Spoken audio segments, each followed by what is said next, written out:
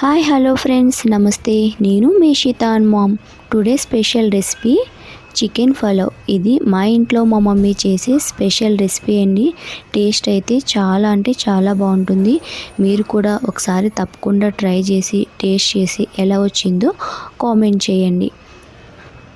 ఇప్పుడు ముందుగా చికెన్ని శుభ్రంగా వాష్ చేసుకుని అందులోకి ఒక 2 టేబుల్ స్పూన్స్ కారం, అలానే 1/2 స్పూన్ పసుపు, తగినంత salt, 1 table spoon garam masala, 1 table spoon ginger garlic paste, crush చేసిన 1 table spoon kasuri methi, lemon, అలానే 1 టేబుల్ స్పూన్ ఆయిల్ వేసుకుని మసాలాలన్నిటినీ చికెన్ పట్టేటట్టు బాగా కలుపుకోవాలి.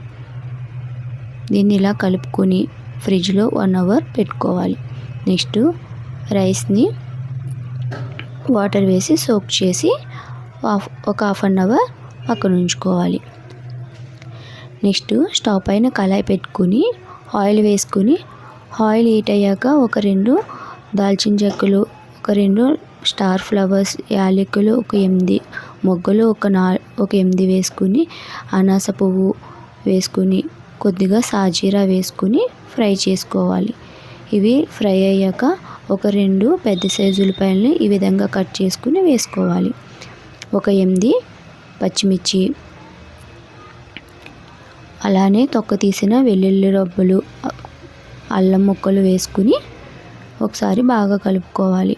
నెక్స్ట్ కొద్దిగా జీడిపప్పు, అలానే ఒక 2 పెద్ద సైజు టమాటాలను ఈ విధంగా కట్ చేసుకుని వేసుకుని ఫ్రై అయ్యాక కొద్దిగా పసుపు, సాల్ట్ వేసుకుని బాగా కలుపుకోవాలి. టమాటాలు మగ్గే వరకు ఫ్రై చేసుకుని 1/2 కప్ పుదీనా, 1/2 కప్ కొత్తిమీర వేసుకుని స్టవ్ను ఆఫ్ చేసుకోవాలి. ఇవి బాగా చల్లారాక మిక్సీ జార్లోకి వేసుకుని మెత్తని పేస్ట్ లాగా చేసుకుని ఒక పక్కన పెట్టుకోవాలి. అదే కళాయిలోకి ఇప్పుడు ఆయిల్ వేసుకుని ఆయిల్ హీట్ అయ్యాక 1 టేబుల్ స్పూన్ గీ, అలానే బిర్యానీ సామాన్లు మొత్తం వేసుకుని ఒకసారి ఫ్రై చేసుకోవాలి. నెక్స్ట్ ఒక 4 పచ్చిమిర్చి, చిన్నగా కట్ చేసిన ఒక పెద్ద సైజు ఉల్లిపాయలను వేసుకుని ఫ్రై చేసుకోవాలి. ఆనియన్స్ బాగా ఫ్రై అయ్యే వరకు ఫ్రై చేసుకుని మనం మసాలా పెట్టిన చికెన్ని ఇప్పుడు ఇందులోకి వేసుకుని బాగా కలుపుకోవాలి. చికెన్ మొత్తం వేసేసాక చికెన్ని ఆయిల్లో బాగా ఫ్రై చేయాలి. మీడియం ఫ్లేమ్లో పెట్టుకుని చికెన్ని కుక్ చేసుకోవాలి, లేకపోతే అడుగంటేస్తుందండి. ఈ విధంగా వీడియోలో చూపిస్తున్నట్టుగా బాగా కలుపుకుంటూ మూత పెట్టుకుని మీడియం ఫ్లేమ్లో మధ్య మధ్యలో కలుపుకుంటూ కుక్ చేసుకోవాలి. ఇదిగో చూసారు కదా, ఆయిల్ ఈ విధంగా సెపరేట్ అయిన తరువాత కొద్దిగా పుదీనా, అలానే కొద్దిగా కొత్తిమీర వేసుకుని ఒకసారి కలుపుకోవాలి. ఈ విధంగా కలుపుకొని మనం ముందుగా చేసి పెట్టుకున్న మసాలా పేస్ట్ని ఇందులో యాడ్ చేసేసుకోవాలి. ఇప్పుడు మసాలా ముద్దను మొత్తం వేసేసుకుని మీడియం ఫ్లేమ్లో పెట్టుకుంటూ మధ్య మధ్యలో కలుపుకుంటూ కుక్ చేసుకోవాలి.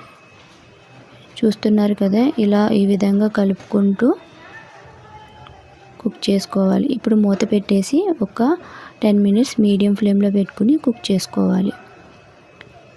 మసాలాలు మొత్తం ఆయిల్లో బాగా ఫ్రై అయ్యాక, ఇదిగోండి చూసారు కదా, ఈ విధంగా ఫ్రై అయ్యాక ఆయిల్ అంతా సెపరేట్ అవుతుంది. ఈ స్టేజ్లో మనం వాటర్ని వేసుకోవాలి. మనం ఏ గ్లాస్తో అయితే వాటర్ని తీసుకున్నామో, రైస్ తీసుకున్నామో అదే గ్లాస్కు 2 గ్లాస్ని కొలతలతో మనం వాటర్ని యాడ్ చేసుకోవాలి.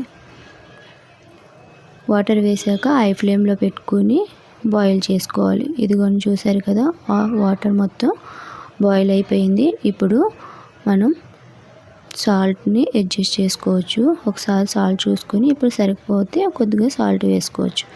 ఇప్పుడు మనం ముందుగా సోక్ చేసుకున్న రైస్ని వాటర్ లేకుండా వేసేసుకోవాలి. వేసుకుని బాగా ఒకసారి కలుపుకొని మూత పెట్టుకోవాలి. ఒక 10 మినిట్స్ హై ఫ్లేమ్లో కుక్ చేసుకుని తర్వాత మీడియం ఫ్లేమ్లోకి టర్న్ చేసుకోవడమే. ఇప్పుడు రైస్ హాఫ్ కుక్ అయ్యాక 1 టేబుల్ స్పూన్ గీని వేసుకోవాలి. గీ వేసుకుని ఒక్కసారి కలిపి మూత పెట్టేసుకోవాలి. మూత పెట్టేసుకుని స్టవ్ని లో ఫ్లేమ్లో నిదానంగా కుక్ చేసుకోవాలి. చూసారు కదా, బిర్యానీ కుక్ అయిపోయింది. ఇప్పుడు స్టవ్ని ఆఫ్ చేసేసుకుని ఒక 10 మినిట్స్ అలానే పక్కన ఉంచేసుకోవాలి. ఆ తర్వాత మూత తీసుకుని వేడిగా సర్వ్ చేసుకుని ఓన్లీ దీంట్లో కర్రీ ఏం అవసరం లేదండి, ఓన్లీ రైతాతో తింటే సరిపోతుంది. టేస్ట్ అయితే చాలా బాగుంటుంది. మీరు కూడా ఒకసారి ట్రై చేశారంటే మళ్ళీ ప్రతి సండే ఇదే రెసిపీ కావాలని అడుగుతారు మీ ఇంట్లో. Thank you for watching. ఇలాంటి వీడియోస్ కోసం మన ఛానల్ని సబ్స్క్రైబ్ చేసుకోండి.